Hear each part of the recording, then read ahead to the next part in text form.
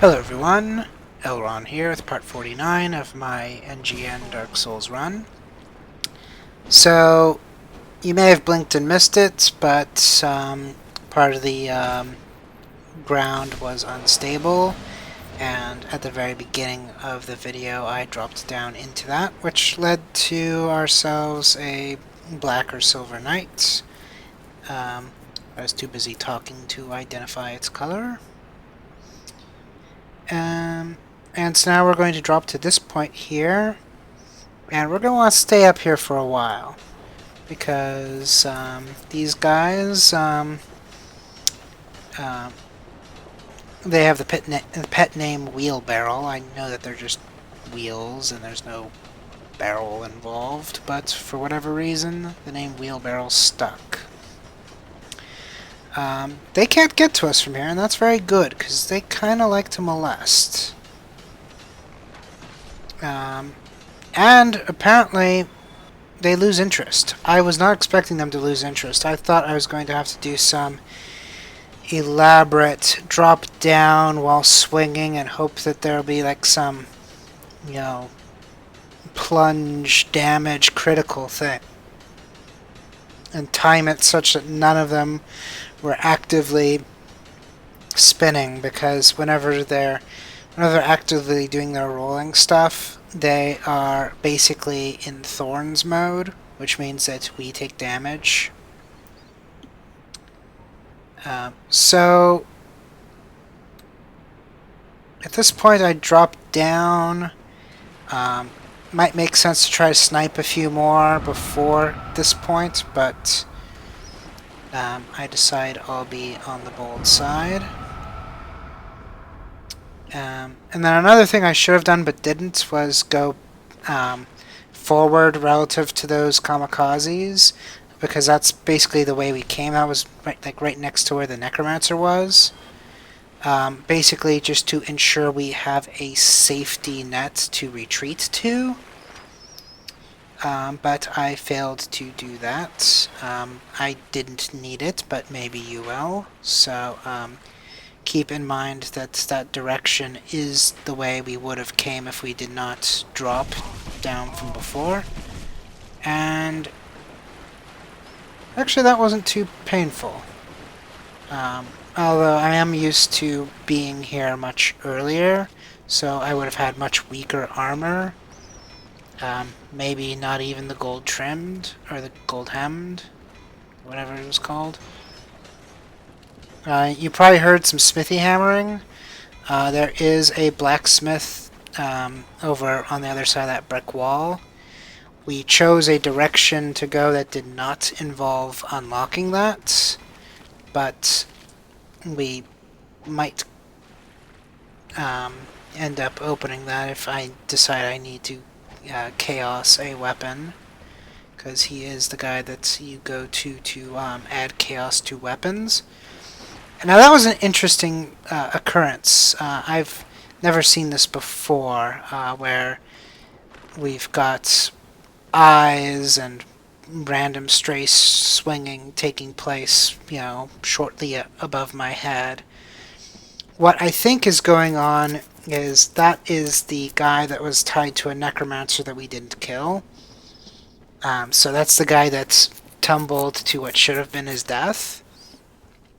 And for whatever reason, the AI is confused. Like there's a basically an invisible ground, so kind of like an invisible wall, only ground. And for it, like maybe that was like the death brush line or something like that. But in any case, it seemed harmless, so you don't have to worry about it.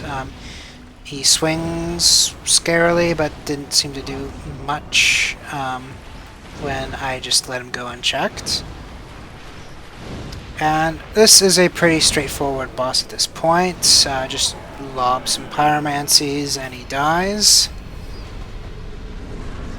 And this rite of kindling thing makes it so that we can kindle bonfires up to 20 points. And he'll give one random mask.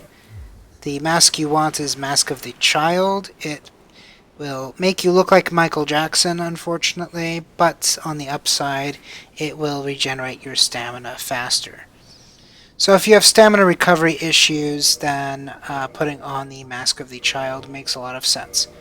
Mask of the Father and Mask of the Mother both kind of suck. I kind of forget which does what, but it's pretty nondescript and trivial compared to Mask of the Child or a normal helmet. So this place is so dark, we need the sunlight maggot to navigate.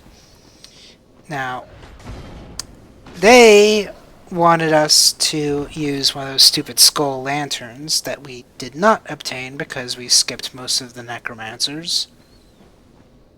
That would have been a pain in the ass. That would have cost us a shield, and I don't know about you, but I like my shield. I like having the ability to block stuff without having to worry about taking damage. Yeah, we could tumble around and risk falling to our death and, you know, do all those other things we could do, but I like the safety net of saying, I don't want to take damage right now. I'm lifting this shield up. So, instead, we decided to go and get ourselves a sunlight maggot, which is far more effective because I get the benefits of light, and we don't have to lose our shield. Now, there is a third option for sorcerers out there. There is a spell that will let you cast light. I forget how much int that requires, so I don't know if we are actually going to be capable of casting such a spell with our present build. But it is an option for those willing to waste the levels associated with making that work. So now we have the bonfire. The first time I ever been to this spot, I came here before having a Lord Vessel, and I rested at this bonfire, which meant I had to get from this hellhole right here back out on foot. Waste of an entire afternoon, if you ask me. So, TLDR, don't come down here unless you have a Lord Vessel to open up the doors. And now, that's not just owning a Lord Vessel, that's also giving it to Frampt, or the guy that hides down in the abyss along with the 4 kings. Because if you want to take the evil approach, you don't let Frampt use the Lord Vessel, you let his evil twin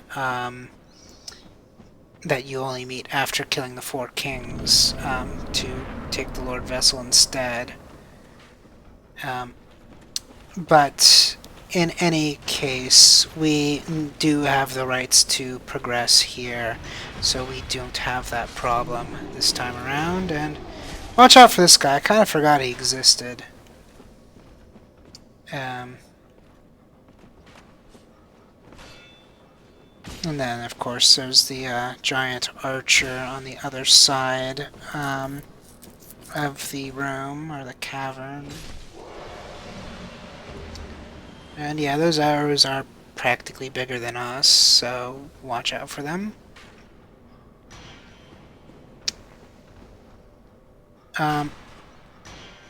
So, skipping through all of the catacombs does have its set of disadvantages, and I don't really have enough time to go into that in this video, so I'll probably get into it next video. So that will be it for this video. I'll see you next video. Good luck, have fun.